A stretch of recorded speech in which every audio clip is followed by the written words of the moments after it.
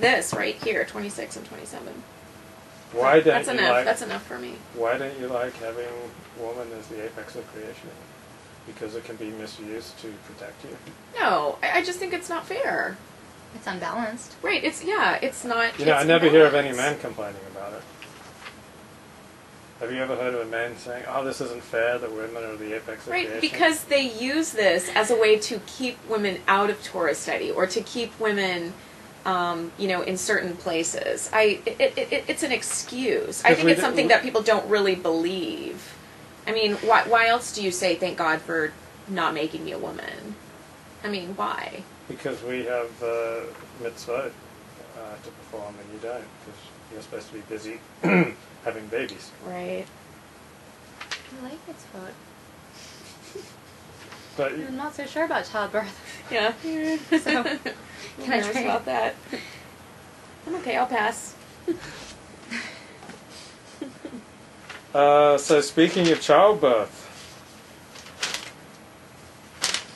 I'm really jumping in. Yeah. I'm not done with 26. I'm not Okay, done with okay, 26. Okay. okay. Let us make humankind in our image according to our likeness. Uh-huh. So, if Rashi's correct, and there was one dual-gendered being, if that dual-gendered being is made in the likeness of the creator of quote-unquote our likeness, does that mean that God, or what we call God, is a dual-gendered entity?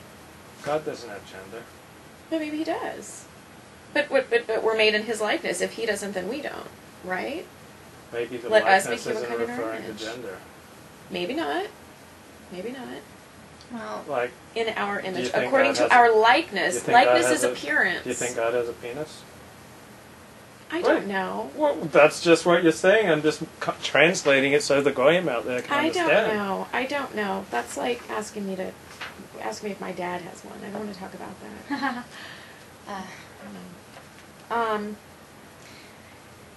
Yeah, I don't know. It may not have anything to do with that. But what does it have to do with that? According to our likeness. You just pointed that like God in this story isn't out having sex, because like in the Greek stories, God's out there. There's no indication of Like, that here. There's no God having sex in the It doesn't. Bible, It doesn't then say, and are you they talking about will. Zeus and Yeah, guys I like mean, that? yeah. God's in the Greek I don't pantheon think have a lot of sex. this God is doing that, and it doesn't say that they will do as we do too. I mean, it stops there. I mean, it's just a likeness. I mean, it sort of makes sense if you think about how reproduction, procreation occurs with living beings on Earth. You need one of each, So it might just be sort of a metaphor for that. That, again, it's sort of a balance thing where you need both to achieve the final aim of filling and mastering, both sort of energies.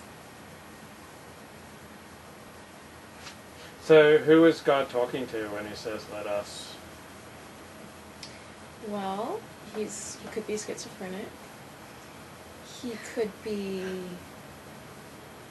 I don't know. I mean, Well, who is that's he the talking question. to? We don't know. I think that there's only one explanation that makes sense, and that's God's talking to the animals, and that the human beings are created in both the divine and the animalistic image. Well, who's he talking to? Okay, that's an interesting. I can see Earlier that. in when he's saying, God said, God said. Well, There's no I don't know animals who yet. he's talking to, but now he's saying, let us. You Yeah, think this he's is the he's first referring time. to? Yeah. I'm saying that's the only explanation that makes Yeah, sense. it is the first time he references actually speaking to He's another talking to the animals. being. The menagerie. Maybe it's God the Maybe. Father talking to God the Son and God the Holy Spirit. Well, see, that's what the Christian would say. Christians would say. They would say it's Jesus. He's talking to Jesus. Duh. Yeah. Jesus wasn't born yet. He was hanging out in heaven with God. He just hadn't come down to earth yet. Yeah. And He's still the humbled angel Where's baby. that himself to one? make himself known. The Word had not yet become flesh. Exactly.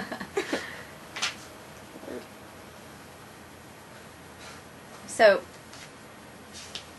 did we cover what you wanted to talk about when you were saying, speaking of... No, I want to talk about childbirth.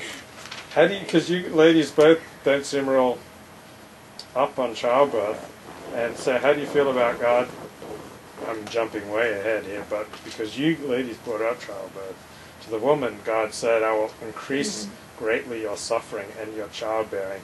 In pain shall you bear children, yet your craving shall be for your husband, and he shall rule over you. Okay. How do you like that, ladies? I think, okay, the Hebrew Bible is prophetic. This is what I've learned anyway. The Hebrew Bible is prophetic. It is not apocalyptic, okay? And that means that it's not foretelling the future. No, it is foretelling the future. It's not, God's not saying, this is how I want things to be, so I'm going to make them so. Right. It's a prophetic moment. He's basically saying, this is what's going to happen. This is the consequence. Men are going to do this to you. Right. That doesn't mean I want it or think it's a good thing. Right. This is just what's going to happen. Because he's laying out the consequences. Because Right. you chose... He's not causing it. Right. He's not... punishing. Right. This is the consequence. He's not. There's no judgment here. Right. I don't think he's saying, I think a man should rule over a woman. Right. He's saying, this is what's going to happen. Right. And I mean, this is pretty accurate. It's all... I mean, Yeah. this is what Pretty happened. accurate. You guys do suffer in childbearing. In pain, you do bear children. And I think...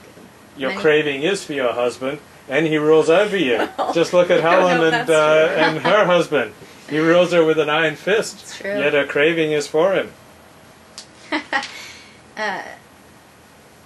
Yeah, the final part of that is also prophetic for, I think, many of us here on earth. Which part? Mm-hmm. By the sweat of your brow shall you get Yeah, bread that's to the eat man. until you return to the ground. Yeah, that's the man, but that's really... I really relate to that. Yeah, exactly. Until you return to the ground, for from it you are taken, dust you are, dust you shall return to dust. Women wanted to enter the workforce, and so now they inherit both ends of the Right. curse. We chose that. Stupid. Double You curse. should have just stayed home. Lucky us.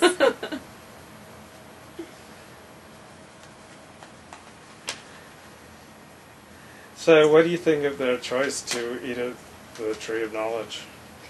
Well, what we see playing out is basically everybody. I mean, this is the dominant theme throughout Genesis. Nobody takes responsibilities for their actions, right? Eve blames. Right. Adam blames. The snake blames, or the serpent.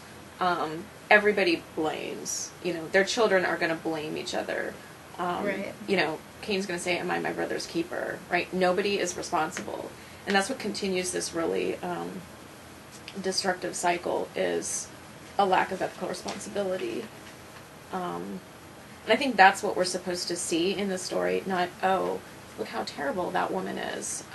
She gave her husband the fruit. You know, she's evil. I mean, it's the ways in which every single living being denies responsibility in a different way. Mm-hmm. Yeah, and that's, just as relevant a theme today. Maybe even more relevant today. So, if you were stuck in a garden and said you could eat everything here and you can have a nice life, just leave this one tree alone, what would you do? I'd probably leave it alone for a good long time. For a while, anyway. I mean, if it was a great garden, And what if the serpent came to you and said, right, so what did the serpent say I do like to reptiles. I'm sorry? I do like reptiles. 3-1. Yeah, so the serpent says to you, Helen, did perhaps God say you shall not eat of any tree of the garden? And you say, of the fruit of any tree of the garden we may eat, of the fruit of the tree which is in the center of the garden, God says you shall neither eat it nor touch it lest you die. But that's not actually what God said, Right. right? God He just didn't said- say, you can touch it all you like. Just Nothing don't eat Climb it, right? Hang a hammock Right. from it. So she's kind of, She's adding to yeah. This is where she adds to it. But then the serpent says to you, you won't die, Monica. Right. God knows that on the day you eat of it, your eyes will be opened. It will be like you'll have a PhD.